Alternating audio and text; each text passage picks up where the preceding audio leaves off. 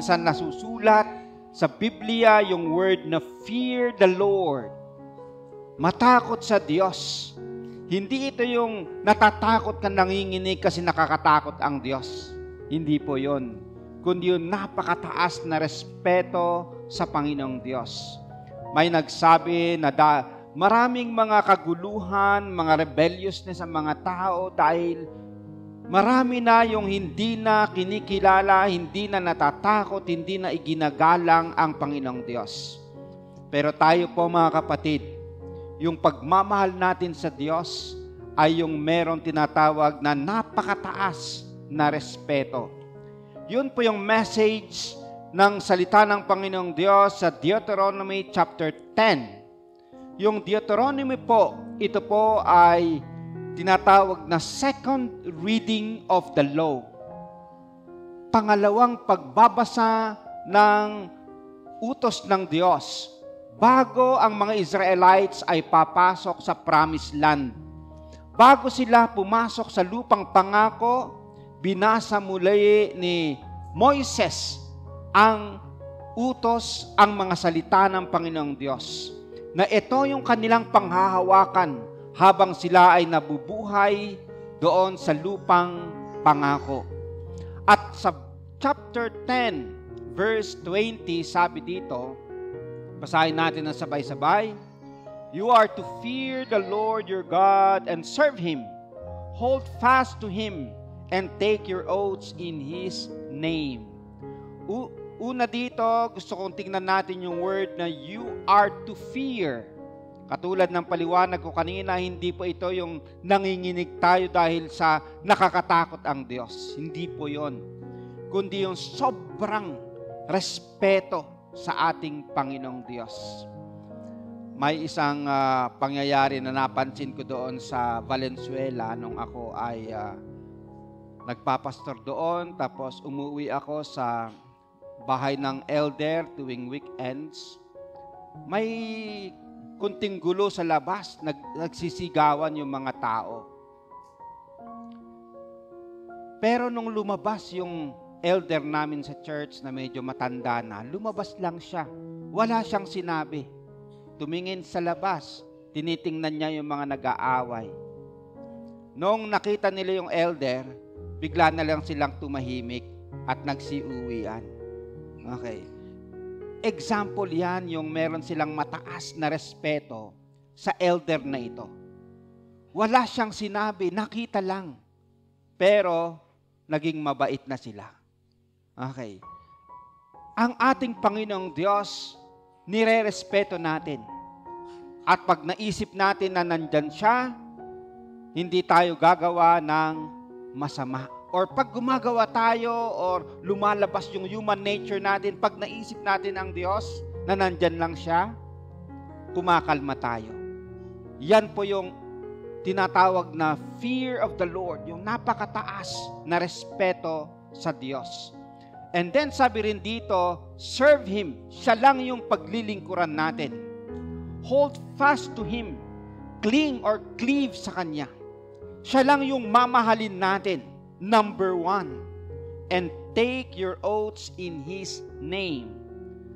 Punta tayo sa verse 12 ng chapter 10. The same chapter pero yung naunang verse na verse 12. Basahin natin ng sabay-sabay. What does the Lord your God ask of you except to fear the Lord your God by walking in all His ways, to love Him, and to worship the Lord your God with all your heart and all your soul. So makita natin dito yung high reverence, fear the Lord, and then love the Lord, and then worship the Lord your God. And then yung emphasis, with all your heart and all your soul. So number 1, na mamahalin natin ay sino? Ang Panginoong Diyos. And then, bakit? Tingnan natin yung Deuteronomy chapter 10:17. Basahin natin sabay-sabay. For the Lord your God is God of gods and Lord of lords, the great, mighty and awesome God, showing no partiality and accepting no bribe. So, yung Diyos natin na mamahalin natin, siya ay tinatawag na God of gods and Lord of lords. The great, mighty, and awesome God. Hallelujah. Inawit po natin kanina, the Lord our God is good. The Lord our God is great. The Lord our God is faithful. He never changes. Yun yung awit natin, yun yung confession natin kung sino ang ating Diyos na ating minamahal. Inawit din natin, our God is greater. Our God is stronger. God, you are higher than any other. Our God is healer, awesome in power. Our God, our God. Hallelujah. Yun po yung mga confessions natin habang inaawit natin kung sino ang ating Diyos. Napakadakila, makapangyarihan. Ito po yung Diyos na ating minamahal. Kasi unang minahal tayo. Sa Old Testament, sabi ng Panginoon sa kanyang bayan, I have loved you with an everlasting love. Pagdating sa New Testament, sabi sa Romans, for God demonstrates His love towards us while we were yet sinners. Christ died for us. Nung tayo makasalanan pa, minahal tayo ng Panginoong Diyos. And so, kung ang Diyos natin ay mapagmahal, nais niyang tayo rin po ay mapagmahal. Can you say amen to that? Itong dakilang Diyos ang ating minamahal at nagmahal sa atin. Now, may sa next na slide, ito po'y umikot sa Facebook nung namatay itong si Charlie Kirk na isang Christian evangelist, pagkatapos nationalist din ng kanyang bayang Amerika. At may isang magulang, sabi niya, nagtanong yung aking anak, bakit hindi prinotektahan ng Diyos si Charlie Kirk? Bakit hindi niya prinotektahan? Kung ang Diyos ay makapangyarihan, bakit hindi niya prinotektahan ang kanyang lingkod na katulad ni Charlie Kirk? Only 31 years old. Nangangaral ng kanyang salita. Sa isang pangangaral niya doon sa university, binaril siya ng isang sniper. Sabi ng magulang, hard question. Pagkatapos, mas mabigat na question din ng anak niya, sabi niya, will the guy who killed Charlie go to hell? Okay. So, ito namang pumatay kay Charlie. Pupunta ba siya sa impyerno? Muntik na raw sabihin ng nanay, of course! Ganun daw, kaso nga lang nag-isip-isip siya, sabi niya, ang nais ni Charlie, kaya nga siya nangangaral, para yung mga katulad ng mga masasamang tao ay maligtas sila. Malay natin, yung batang ito, later on, makakilala sa Panginoong Diyos.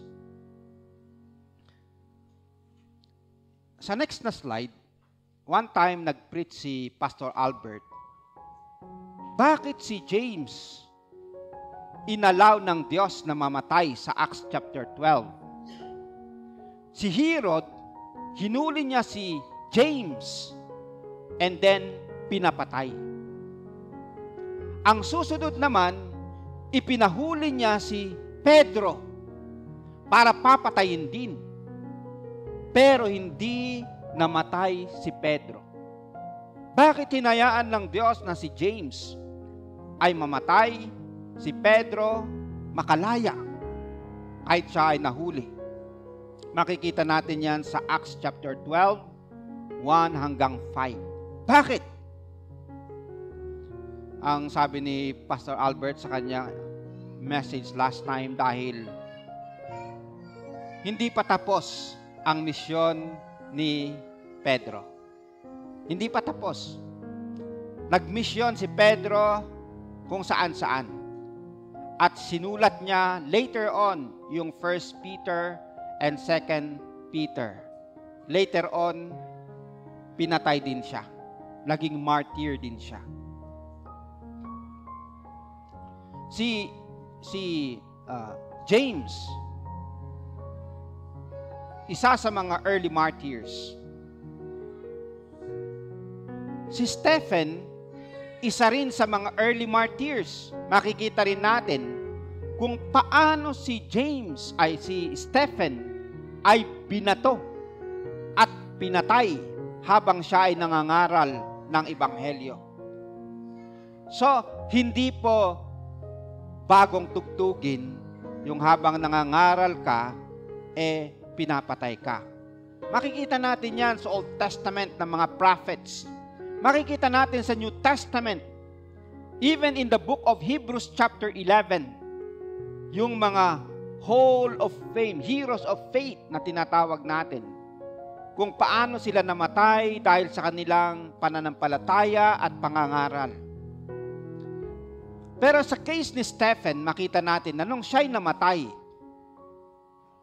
nandun si Pablo, si Saul. Later on, naging Apostle Paul. Pero nandun siya. Siya yung nagbigay ng signal para patayin si Stephen. Pero ito rin, yung mga napakinggan niyang messages ni Stephen, nung siya ay na-convert, yun din ang kanyang mensahe. Kaya kung titingnan natin yung mga speeches, mga messages ni Stephen, nung nangangaral si Apostol Pablo, yun din ang kanyang mga messages. God allowed James na mamatay, si Pedro magpatuloy kasi hindi pa tapos ang kanyang misyon. So marahil sabihin natin na gano'n, okay, si Charlie namatay, tapos na ang kanyang misyon. Marami nang naglalabasan actually ngayon, naging courageous na nangangaral. Si Stephen, siya ay namatay, pero may lumabas na Paul, na grabe yung paggamit ng Panginoon sa kanya. At may mga nagsusulat na kahit patay na si Charlie, marami ang nako-convert. Kasi yung mga hindi nakakakilala sa kanya, pinapakinggan nila tuloy yung kanya mga recorded na mga speeches and messages. At may mga nagsasabi na dahil sa kanyang mga messages, sila ay na-convert. Kahit siya'y patay. Pero isa pa, marami ang nagiging courageous ngayon, nagiging matapang sa kanilang pananampalataya. Ang nangyari kasi sa West, sa UK, sa Australia, sa Amerika, naging tameme yung maraming mga Kristiyano. Naging mga hindi sila matapang. Pero si Charlie Kirk, isang example ng matapang na pangangaral ng kanyang mensahe patungkol sa Diyos. At bago siya mamatay, may nag-interview sa kanya, paano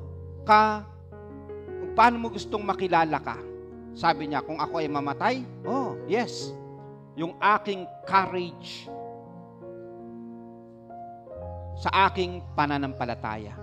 Yung tapang ko dahil sa aking pananampalataya sa Diyos. Sabi sa John 12:24, basahin natin ng sabay-sabay, I tell you the truth, unless a kernel of wheat falls to the ground and dies, it remains only a single seed. But if it dies, it produces many seeds. So illustration ni Jesus Christ ito, ng isang butil. Hanggat hindi siya nahuhulog, na itatanim, mag-isa lang siya. Pero, pag ito ay mahulog, maitanim, maranasan niya yung dilim, ito ay tutubo at magkakaroon pa ng maraming seeds. Si Jesus Christ, pwedeng sabihin natin na siya, nung siya ay namatay at siya ay nabuhay, nag-produce ng maraming seeds na katulad natin.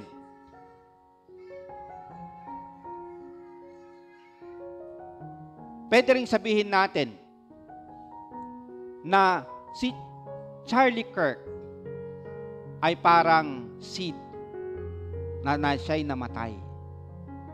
Pero marami ang na-inspire para sila rin ay mangaral ng Ebanghelyo. Tumayo sa katotohanan at sa kanilang pananampalataya. Balikan natin yung Deuteronomy chapter 10, verse 17. For the Lord our God is God of gods and Lord of lords, the great, mighty, and awesome God, showing no partiality and accepting no bribe. Dito sa last phrase, showing no partiality and accepting no bribe, ibig sabihin nun, ang Diyos natin ay just. Itong minamahal natin na Diyos, just siya. Hindi siya tumatanggap ng bribe. Hindi po katulad ng ating mga corrupt na mga politicians na tumatanggap ng mga bribe. Okay. Sa next na slide, nagtatawag po yung marami na magmarcha September 21. A trillion peso march. Yung mga nagdaang araw, ang dami nang nag-umpisa na nagmamarch against yung billion-billion na corruption ng ating mga politicians. They accept bribe. In contrast sa Diyos natin who does not accept bribe. Pag-pray natin kasi yung kaguluhan na nangyayari dahil sa corruption sa Bangladesh, daming nagmarcha-marcha, may mga namatay din sa Indonesia, ganun din yung nangyari dahil yung mga politician, tinaasan nila yung kanilang housing habang naghihirap yung marami sa kanila, nagmarcha-marcha rin sila. Ang malala ay sa Nepal. Sa Nepal. Kung paano ang mga kabataan nung yung social media, pinatigil nila. Nag-alsa sila at sabi nila, don't stop social media. Stop corruption. Kaya nagmarcha-marcha rin sila at sinunog nila yung kanilang House of Parliament. Pagkatapos kahit yung mga officials, pinagbabato nila, tinapon nila sa ilog kung anong ginawa ng mga tao. Sa Pilipinas, yung kinakatakutan natin na baka maulit yung mga people power o ano-ano, ang prayer natin ay ang ating Panginoong Diyos, isaayos niya ang ating bansa, nawa walang mga buhay na maisasakripisyo dahil sa mga nangyayaring corruption sa ating bansa. And we pray na tayo na mga Christians, yes, magalit tayo sa corruption. Ang nakakalungkot, kahit yung mga Kristiyanong nasa posisyon, sangkot din sila sa mga corruption na ito. Yun yung minsan nakakalungkot. Imbes na tayo ay katulad ng ating Panginoong Diyos, does not accept bribe, nasusuhulan na rin ang ating mga ina-expect natin na tatayo sa justice, sa hindi corrupt na society. Pero, yun nga, pag nasa pwesto ka ng politics sa Pilipinas, minsan nakakain ka na rin ng sistema. But we continue to pray for them. We pray for our country. At maging totoo sa atin, ang Diyos natin ay hindi tumatanggap ng bribe, hindi siya corrupt. Nawa, ganun din ang kanyang bayan, ganun din ang kanyang tao na katulad natin. At maging totoo na sa Kanya tayo, siya lang yung paglilingkuran natin at mamahalin natin. Pangalawa po na mamahalin natin, sumahalin natin ng Diyos, basahin natin ng sabay-sabay, love the vulnerable with compassion. Yung vulnerable, yung mga mahihina, sa verse 18 to 19. Basahin natin yung passage natin sa 18 to 19. Let's read together kung nababasa natin. He defends the cause of the fatherless and the widow, and loves the foreigner residing among you, giving them food and clothing. And you are to love those who are foreigners, for you yourselves were foreigners. So itong Diyos natin, He loves, He defends the vulnerable, yung mga widow, yung mga orphans, yung mga foreigner. Yung foreigner po dito, hindi katulad yung context sa atin na minsan yung mga foreigner dito, yung mga puti, mga expat, mga mayayaman, may pera. Okay. Yung foreigner kasi sa kanila, sa kanilang kapanahunan, wala silang lupa na tatamnan. Wala. Ang example na naging foreigner sa Old Testament ay si Ruth. Si Ruth, hindi siya Israelita, naging foreigner siya. Para mabuhay siya, inutusan siya ng kanyang kanyang mother-in-law, si Noemi, na mamulot ng mga naiiwan na mga wheat or mga barley. Okay. Ang style kasi noon, ang mga mahihirap, habang nagha-harvest yung mga tao, pwede silang mamulot sa mga nalalaglag. Okay.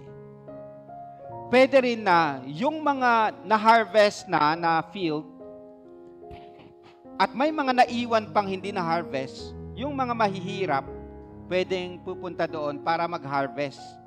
Okay, hindi yung uubusin lahat. So ang Panginoon, ito yung way para itong mga foreigner, yung mga mahihirap na walang lupa, pwede rin silang mabuhay. So yun po yung context dito. Yung foreigner, sila yung mahirap in those days. Hindi po katulad ng foreigners sa atin. And you are to love those who are foreigners, for you yourselves were foreigners. So, makita natin na ang Panginoong Diyos, He defends the cause of the fatherless or orphans, widow, and foreigners. Pero bakit ang nabanggit sa verse 19, love the foreigners only? Okay, pero hindi po sinabing only. Ang mga foreigners dito, in-emphasize lang ng Panginoon kasi sabi niya, you were also foreigners before. Naging mahirap din kayo noon, nandun kayo sa Ehipto. Pero yung foreigner here is a representative ng mga vulnerable. Kaya sa New Testament, sa James 1:27, naulit din ito. Basahin natin ng sabay-sabay. Religion that God our Father accepts as pure and faultless is this, to look after orphans and widows in their distress, and to keep oneself from being polluted by the world. So, inulit sa New Testament yung puso ng Panginoong Diyos sa mga vulnerable, yung mga needy na katulad ng mga fatherless or orphans and widows. So, yung puso ng Panginoong Diyos para rin sa mga needy, mga poor, tawag natin mga mahihina. Now, yung next na slide, ito po yung si Charlie Kirk, yung kanyang burol.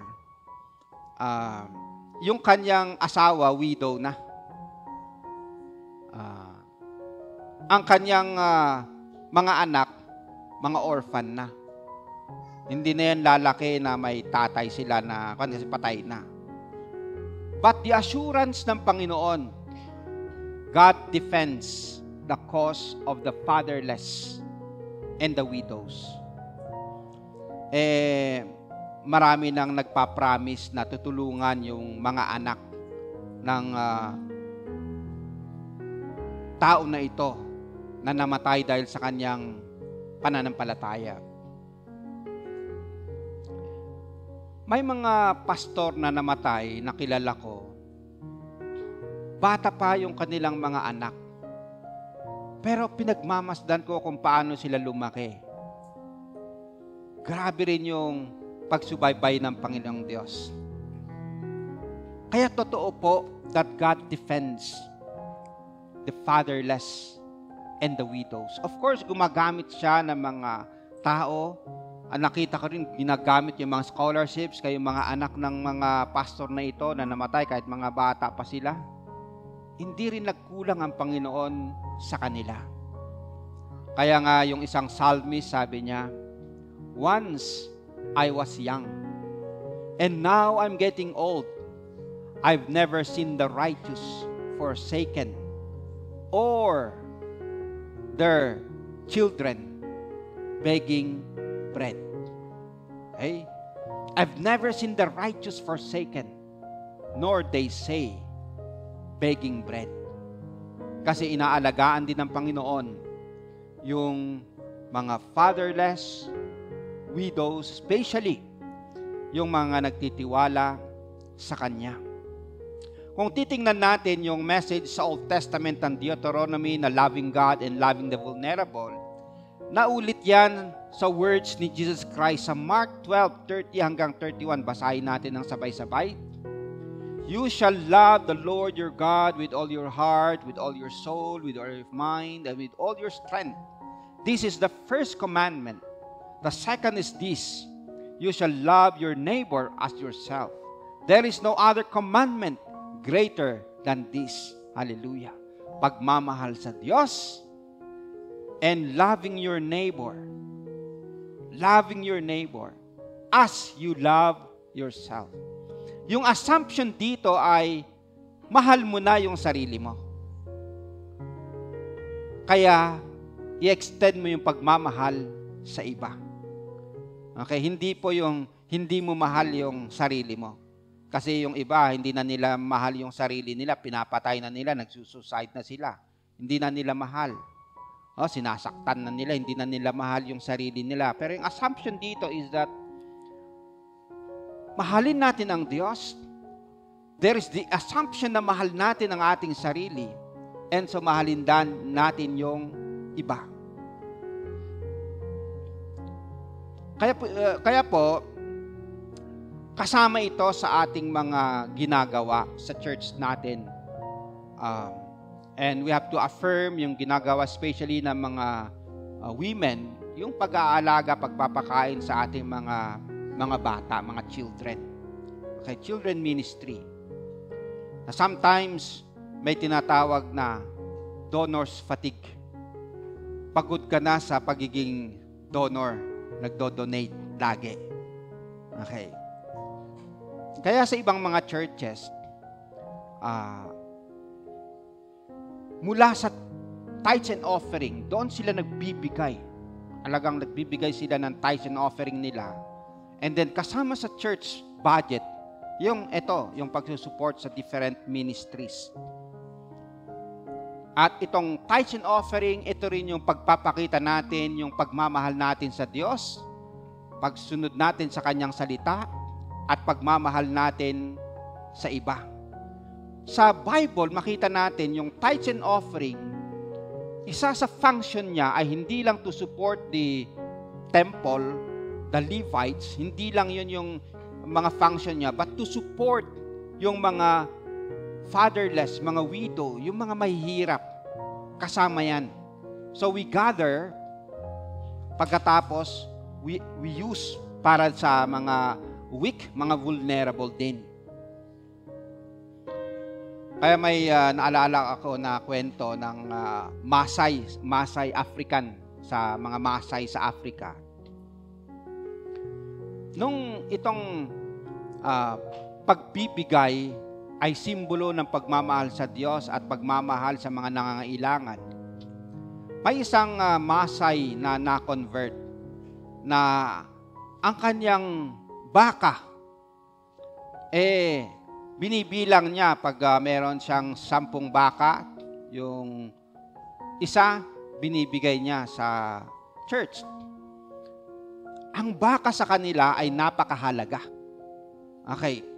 Kayamanan nila yan, ginagamit nila sa trabaho nila. Kaya pinagtatawanan ng mga tao, bakit itong Maasai na ito, ang pangalan niya si Abraham, binibigay niya ang kanyang baka. Offering niya raw, tithes niya raw.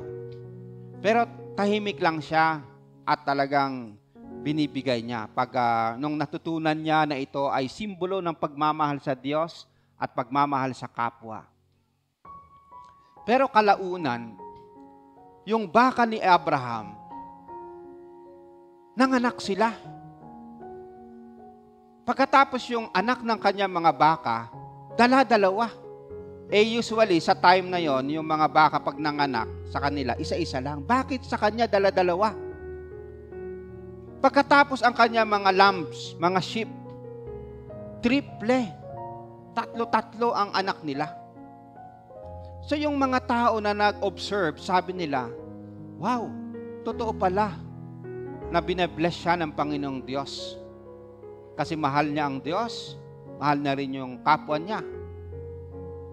So itong mga ibang mga Maasai, lumapit din sila sa church. Sabi nila, gusto naming ma-bless din kami ni Lord na katulad ni Abraham. At isa pang nakakatuwa, yung ninanakaw minsan yung baka ni Abraham na Maasai. Pero ang miracle, itong mga baka na ninanakaw, kusang umuuwi. Umuuwi sa kanyang amo. Kaya sabi nila, naging takot na yung mga magnanakaw na nakawan itong si Abraham kasi umuuwi rin Kakawala rin at umuuwi sa kanilang amo. Pero ito ay example ng isang tao na naintindihan niya yung pagmamahal sa Diyos, pagsunod sa kanyang kalooban at pagmamahal sa iba. At dahil doon, ang Panginoong Diyos din tumitingin sa kanya at pinagpapala siya para gamitin siya, para mapagpala yung iba. Ito yung isang prayer sa Book of Common Prayer ng mga Anglicans. Basahin natin ng sabay-sabay. O God, you have prepared for those who love you such good things as surpass our understanding. Pour into our hearts such love towards you, that we, loving you in all things and above all things, may obtain your promises, which exceed all that we can desire, through Jesus Christ our Lord, who lives and reigns with you and the Holy Spirit, one God, forever and ever. Amen. Yung prayer na ito, tinuturo na yes, for those who love you, such good things. So, hinanda raw ng Panginoon yung mga good things sa mga nagmamahal sa Kanya.